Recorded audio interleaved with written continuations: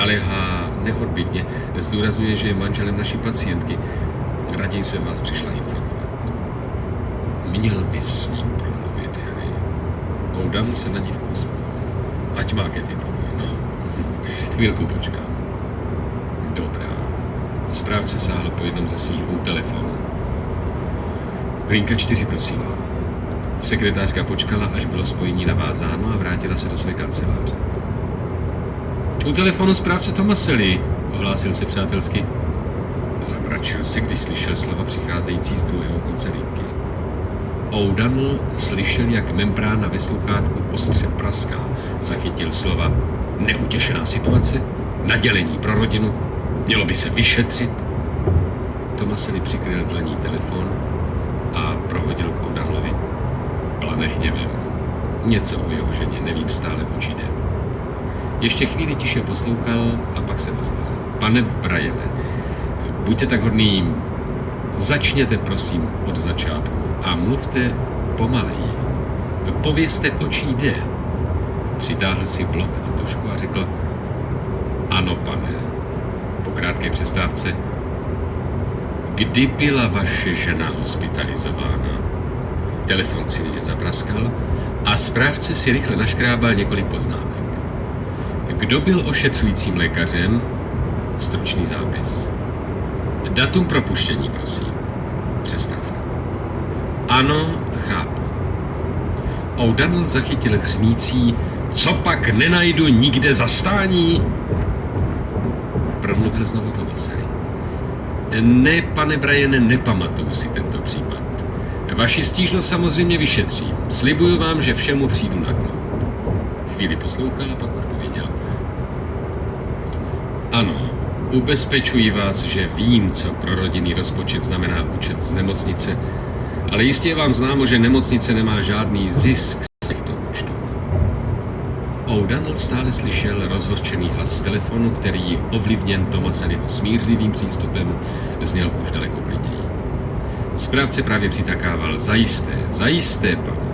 Ano, o délce nemocničního léčení rozhoduje lékař. Promluvte si znovu s manželčiným lékařem a já zatím zařídím, aby náš účetní přezkoumal vaši fakturu položku za položkou. Znovu se zaposlouchal a rozhovor zakončil zdvořilým: Děkuji vám, pane Bryane. Ano, děkuji za upozornění. Naschledanou. Zavěsil sluchátko, utrhl list s poznámkami z bloku a položil jej na podnos označený k diktátu. Co pak má za trampoty? Zeptal se O'Donnell. V neustále běžícím provozu nemocnice nebyla onářky na služby nouze. Prohlašuje, že jeho žena byla v nemocnici příliš dlouho. Bude se muset zadlužit, aby mohl vyrovnat účet. O'Donnell se podivil. No jak může pan Bryan posoudit, že jeho žena byla hospitalizována příliš dlouho? Tvrdí, že ví moc dobře, proč u nás byla tak dlouho. Tomaselli dodal zamyšleně. Možná, že delší pobyt byl opravdu nutný, no, ale přece jen 3 týdny, to je napovážené. Tak? Normálně bych si podobných tirád příliš nevšímal, jenže v poslední době bylo podobných stížností hodně. Nebyly tak bouřlivé jako tato, ale ladění bylo stejné. O'Donnellovou myslí bleskla myšlenka. Patologie. Otázal se, kdo tu ženu přijme. Tomaselli nahlédl do poznámek. Roybens. Tak zkus ho zavolat, požádám ho o vysvětlení. Tomaselli stiskl tlačítko spojovacího zařízení. Katy, přikázal, najděte mi doktora Roybense. Čekali mlčky. Z vnější chodby se v reproduktorech místního rozhlasu ozval měkký hlas. Doktor Roybens. Za chviličku zazvonil telefon. Tomaselli zvedl sluchátko a vyslechl ohlášení. Předal sluchátko O'Donnellovi. Royb? Tady je Kent O'Donnell. Co máš na srdci? Uslyšel O'Donnell z druhého konce linky tichý, jasný hlas doktora Roybense. Měl jsi na oddělení... Nahlédl do Tomaselliových poznámek, které mu správce přistrčil. Měl jsi na oddělení nějakou paní Bryanovou? Měl. co má být, stěžoval si její manžel. Ty o tom víš? Samozřejmě, že o tom vím. Z Roybensova hlasu čišela mrzutost. Myslím, že má oprávněný důvod ke stížnosti. A co se vlastně přihodilo, Roybe? Tohle. Paní Bryanovou jsem přijal pro suspektní nádor prsu. Tumor jsem odstranil. Jevil se jako benigní. No a proč tedy byla v ošetřování 3 týdny? O'Donnell věděl, že rozhovor s Roybensem bude pracnou výměnou otázek a odpovědí. Kolega Roybens dával jen zřídka informace dobrovolně. Reakce byla okamžitá. Doporučuji, abys tuhle otázku položil doktoru Pearsonovi.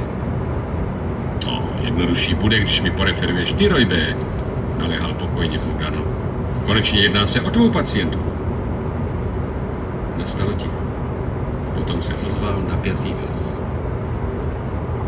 Nádor byl skutečně benigní, jenže potvrzení jsem dostal až za 2,5 týdne. Tak dlouho trvalo Pearsonovi vložení preparátu pod mikroskop. Urgoval si jej? Ne jednou. Nejméně 500krát. Kdybych tvrdě nenaléhal, neměl bych potvrzení nálezu dodnes. A proto si držel paní Bryanovou v nemocnici 3 týdny? Přirozeně. Hlas v telefonu se zabarvil sarkazmem. Chceš mi snad poradit, že jsem ji měl raději propustit? Roybens měl rozhodně důvod k jedovatosti. Jeho pozice byla nepochybně obtížná. Kdyby Bill pacientku propustil, mohlo se mu stát, jako Billu Lufusovi, že by jí musel povolat k další operaci. Naproti tomu každý další den jejího pobytu v nemocnici znamenal pro Bryanovu rodinu další finanční zatížení. O'Donnell proto odpověděl neutrálně. Nic neříkám. Ne, jenom se ptám. Záležitost zřejmě tížila Roybense víc, než navenek připouštěl. Promluv s dalšími kolegy, navrhl. Nejsem jediný, koho něco podobného potkalo. Víš o Billovi Rufusovi? Ano, vím. Upřímně řečeno, věřil jsem, že se situace už trochu zlepšila.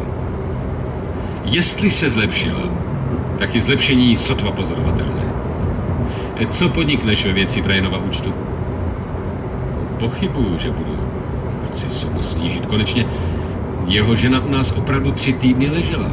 Nemocnice má rozpočet tak těsný, že za těchto okolností nemůže.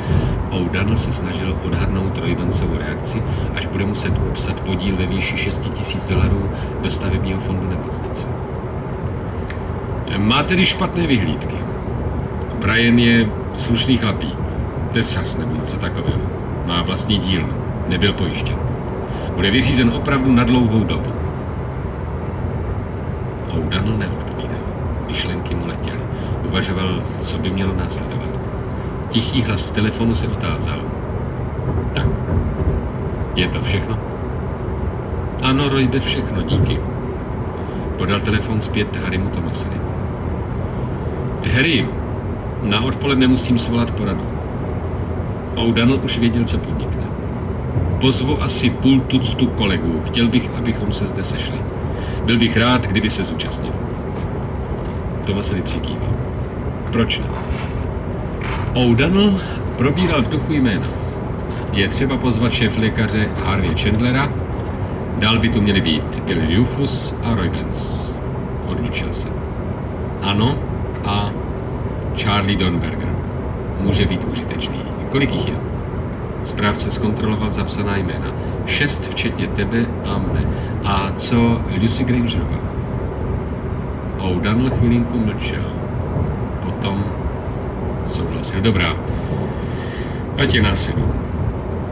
Program? Thomas si vydržel stále tušku připravenou k poznámkám. O'Donnell zavrtěl hlavou. Není zapotřebí.